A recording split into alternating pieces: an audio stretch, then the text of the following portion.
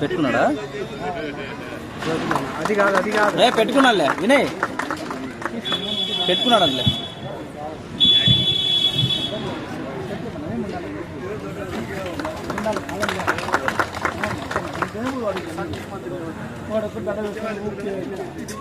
ఈ కార్యక్రమానికి సహకరించిన అందరికీ, ఎస్సీ జనసంఘం రాష్ట్ర కార్యవర్గానికి అందరికీ పేరు పేరున ఉద్యమ జైభీములు తెలుపుతున్నాం.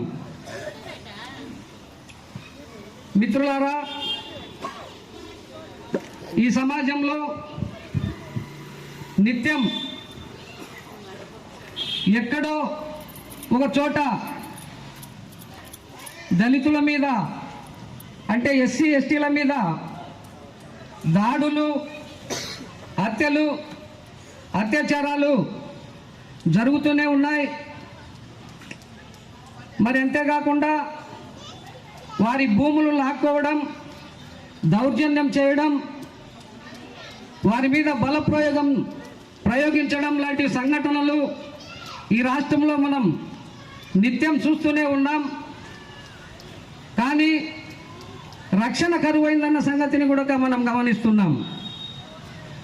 మరి ఎస్సీలకు రక్షణ కోసం ఎన్నో రక్షణ చట్టాలు ఉన్నప్పటికీ కూడా ఆ చట్టాలు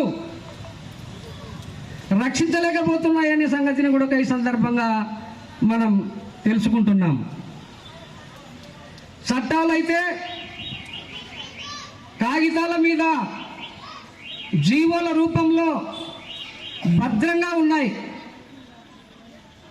పాలకులు, మనల్ని పాలించే పాలకులు దళితుల కోసం, ఎస్సీల కోసం ఎన్నో చట్టాల్ని రూపొందించాం, మీ రక్షణే మా ధ్యేయంగా పనిచేస్తున్నాం అని గొప్పలు చెప్పుకుంటున్నారు. కానీ చట్టాలను అమలు చేసే అధికారులు విఫలమైనారన్న సంగతిని ఈ సందర్భంగా రాష్ట్ర ప్రభుత్వాలకు, కేంద్ర ప్రభుత్వాలకు గుర్తు చేస్తున్నాం. చట్టాలు అయితే ఉన్నాయి మమ్మల్ని రక్షించడానికి, మరి చట్టాలను అమలు చేసే అధికారులు ఎక్కడున్నారని చెప్పేసి ఈ సందర్భంగా గుర్తు చేస్తున్నాం. మరి చట్టాల్ని అమలు చేయకపోతే మరి వారి మీద ఎక్కడైనా కనీసం సంబంధించిన కన్సర్న్ హైయెస్ట్ ఆఫీసర్లు కానీ, లేకుంటే కమిషన్లు కానీ, ఎస్సీ కమిషన్లు, ఎస్టీ కమిషన్లు కానీ కనీసం వారిపైన శాఖాపరమైన చర్యలైనా తీసుకుంటున్నారా అన్న సంగతిని కూడా మీకు మీ వింకిత జ్ఞానానికి వదిలిపెడుతున్నాం. ఎస్సీల కోసం రక్షణ చట్టాలు ఉన్నాయి. కారంచేడు, సుండూరు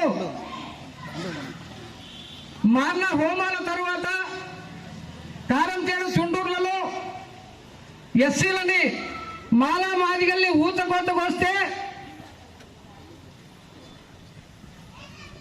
వాళ్ళ ప్రాణాలు బలిదానం అయితే ఎస్సీ ఎస్టీ రక్షణ చట్టం వచ్చింది. మరి ఆ చట్టం ఏం చెప్తా ఉంది?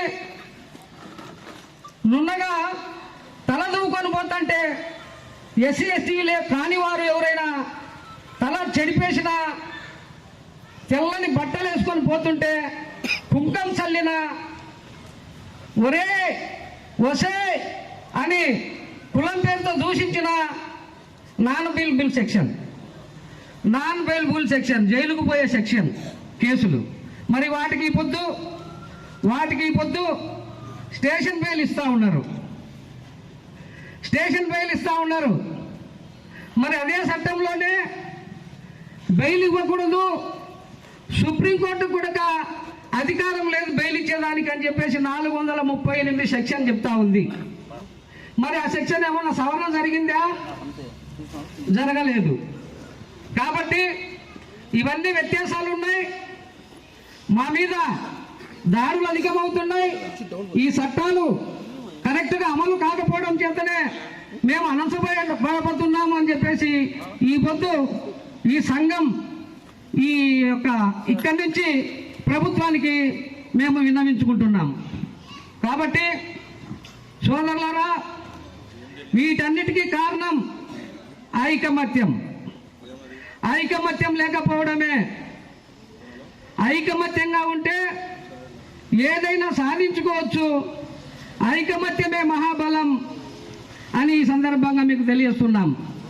బక్క ఎద్దులు కలిసి కుమ్మితే సింహమైన భయపడిపోతుంది. బక్క ఎద్దుల వల్లే జీవిస్తున్నాం కానీ కలిసి కుమ్మలేకపోతున్నాం. వలలో చిక్కిన పావురాలు ఐకమత్యమైతే ఆ వలను ఎత్తుకొని కూడా పోతాయి. కానీ పావురాల వల్ల జీవిస్తూ ఐకమత్యంగా ఉండలేకపోతున్నాం. కాబట్టి అన్నిటికీ ఐకమత్యమే మహాబలం. మరి ఐకమత్యంగా ఉందాం. మనకున్నటువంటి సమస్యల్ని పరిష్కరించుకునేదానికి సంఘాల్ని బలోపేతం చేసుకుంటూ ముందుకెళ్దామని చెప్పేసి ఈ సందర్భంగా మీకు తెలియజేస్తూ, ఇప్పుడు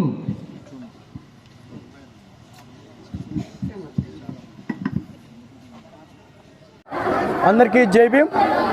ఈరోజు కడప జిల్లా పొద్దుటూరు పట్టణం నందు ఎస్సీ జనసంఘం రాష్ట్ర అధ్యక్షులు రాజు గారు, రాయలసీమ అధ్యక్షులు చంద్రబాబు గారి ఆధ్వర్యంలో పెద్ద ఎత్తున ఎస్సీల ఆత్మీయ సమావేశాన్ని ఏర్పాటు చేయడం జరిగింది.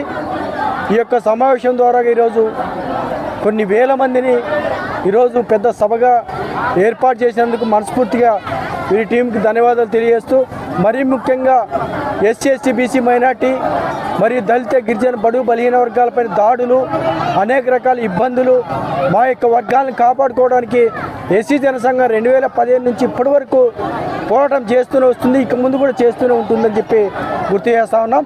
మరీ ముఖ్యంగా భావితరాల భవిష్యత్తు కోసం 3 ఎకరాల భూ పంపిణీ కోసం ఎక్కడైనా దాడులు జరిగితే ఆ దాడుల్ని మేము ఖండించడానికి, వ్యతిరేకించడానికి, ఆ దాడుల పట్ల ప్రభుత్వం దృష్టికి తీసుకెళ్ళడానికి ఎస్సీ జనసంఘం ఎల్లవేళ్ళ పనిచేస్తుందని తెలియజేస్తూ, అదేవిధంగా దాదాపు భావితరాల భవిష్యత్తు కోసం ఎస్సీ జనసంఘం ఎప్పుడైతే మొదలుపెట్టిందో అప్పటి నుంచి ఇక్కడి వరకు చూసుకుంటే అనేక పోరాటాలు, అనేక ఇబ్బందులు, ప్రతి అంశంలో కూడా నిక్కచ్చిగా వెనుకడికి వేయకోకుండా పనిచేస్తున్నటువంటి ఎస్సీ జనసంఘం ఏది ఏమైనా సరే రాష్ట్ర ప్రభుత్వానికి కొన్ని సూచనలు చేయదలుచుకున్నాం.